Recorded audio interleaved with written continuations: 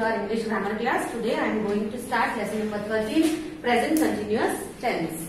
So present continuous tense का rule है is am are plus V1 ing. इसमें positive statements जो होते हैं उसमें हम ऐड करेंगे इज एम आर. अब इज एम आर यानी किसके साथ इज लगेगा, किसके साथ एम लगेगा और किसके साथ आर लगेगा वो मैं आपको एक्सरसाइज में एक्सप्लेन करूंगी. पर आपको ये रूल लर्न करना है कि प्रेजेंट कंटिन्यूअस क्वेश्चन अगर हो उसका तो जैसे इसमें है put the verbs into brackets in present continuous tense. इसका मतलब हमें रूल कौन सा अप्लाई करना है, is am are plus V1 ing. Negative statements के लिए हमें is am are plus not plus V1 ing लगाना है क्योंकि ये नेगेटिव स्टेटमेंट्स होंगे.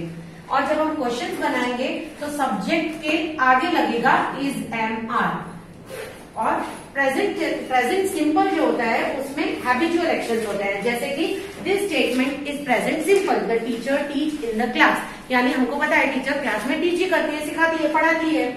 और प्रेजेंट कंटिन्यूअस जब होगा तब हम लगाएंगे is am are V1 plus ing. So let's start the exercise. Put the verbs in brackets into the present continuous tense. अब मैंने आपको बताया is am are V1 plus ing. इसमें रूल हमें डालना है. The teacher teach in the class. अब जब सिंगुलर सब्जेक्ट होता है the teacher, that means एक ही टीचर है तो उसके साथ लगेगा is. The teacher is क्या दिया है यहाँ पर teach. तो टीच का हमको करना है ing form, V1 ing. That means the teacher is teaching in the class. अब आपको पता चल गया कि इस किसके साथ लगेगा जब सब्जेक्ट सिंगुलर होगा. Now I write a letter to my friend. जब यहाँ पर सब्जेक्ट है आई तो आई के साथ लगेगा एम. आई एम राइट का हो जाएगा राइटिंग. राइटिंग हम जब ing लगाते हैं तो लास्ट का ई जो होता है उसे हटा देना है और ing लगाना है. WRITING, a letter to my friend.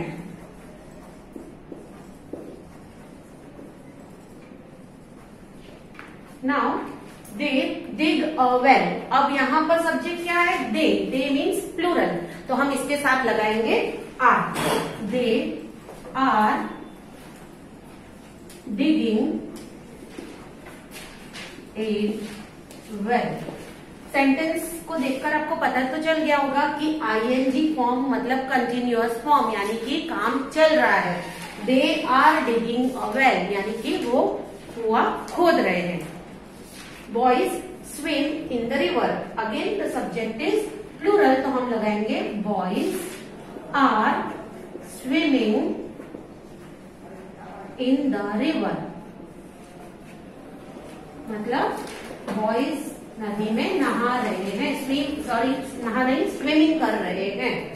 अब यहाँ पर है she not tell the truth. अब आपने यहाँ पे देखा मैंने क्या बोला आपको कि जब नॉट लगा हुआ है यहाँ पर तो हम क्या लगाएंगे, शी सिंगुलर सब्जेक्ट है तो शी इज नॉट. क्योंकि नॉट लगा हुआ है तो हम यहाँ पर नॉट लगाएंगे. शी इज नॉट, टेल का हो जाएगा telling. She is not telling the truth. अब आपको समझ में आया होगा कि कहां पर इज लगेगा, कहां पर एम लगेगा और कहां पर आर लगेगा. सी हियर द टीचर, क्योंकि सिंगुलर सब्जेक्ट है इसीलिए लगाया हमने इज. सिंगुलर सब्जेक्ट के साथ लगेगा, सिंगुलर सब्जेक्ट हो तो लगेगा इज.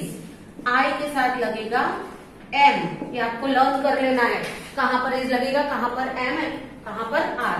और जब सब्जेक्ट प्लूरल होता है जैसे कि बॉयज है, दे है, वी है, गर्ल्स होगी तो वहां पर लगेगा are. Is am are. Understood this?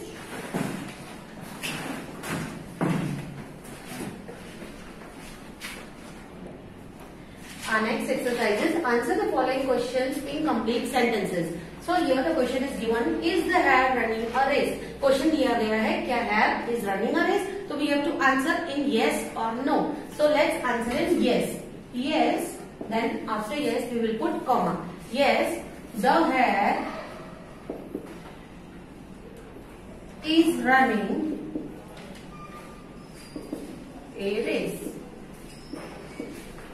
Next question is, am I telling a lie? क्या मैं झूठ बोल रही हूँ? No. No, I am.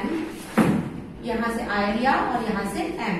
No, I am not. क्योंकि आंसर्स नेगेटिव में है, इसलिए यहां पर no लगाएंगे तो पीछे हमें not लगाना होता है. No, I am not telling a lie.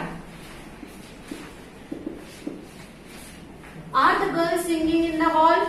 So again we will say the answer is yes. Yes, the girls. पूरा the girls लेंगे, only the नहीं लेंगे. The girls are singing in the hall.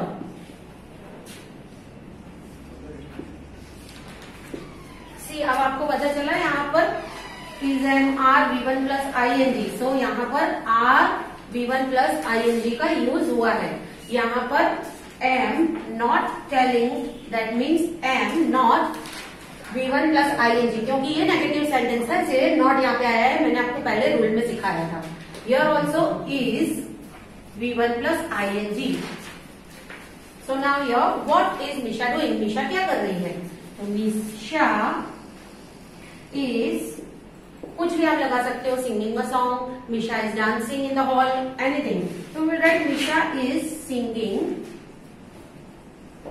a song. So here also आपने देखा is और V1 plus ing का rule यहाँ पर अप्लाई हुआ है. Now where are you going? तो यहाँ पर कुछ चेंज होता है. Where are you going? जब हमें कोई क्वेश्चन पूछता है तो हम लिखते हैं I am going. Are you का हो जाएगा I am.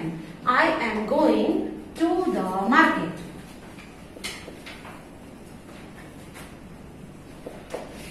Okay, understood till here? Now our next exercise is, following statements are in simple future tense. Put them into present continuous tense.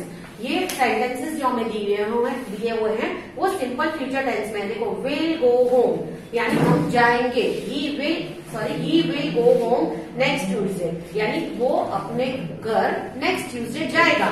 That is simple future tense. अब हमें इसे करना है present continuous tense में. तो हम क्या लगाएंगे? is am are V1 ing.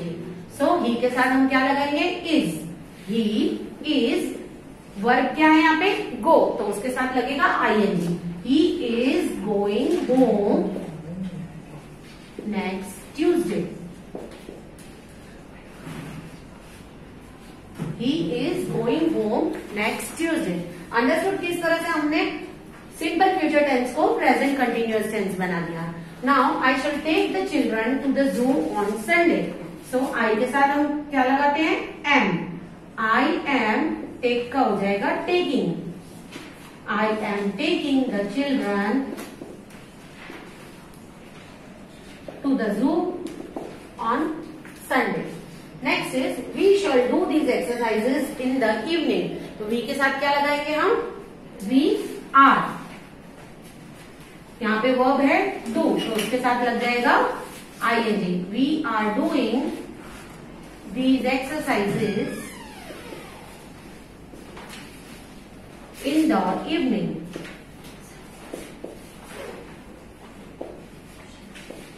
सो और एग्जाम्पल्स मैं आपको पीडीएफ में सेंड करूंगी.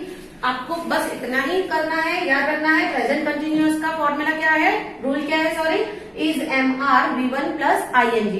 सो ही के साथ लगेगा, ही या शी के साथ लगेगा इज, यानी सिंगुलर सब्जेक्ट होगा तो उसके साथ लगेगा इज. आई के साथ लगेगा एम V1 प्लस ing, और जो प्लूरल सब्जेक्ट होगा उसके साथ लगेगा are V1 plus ing. So for today it's over. Thank you.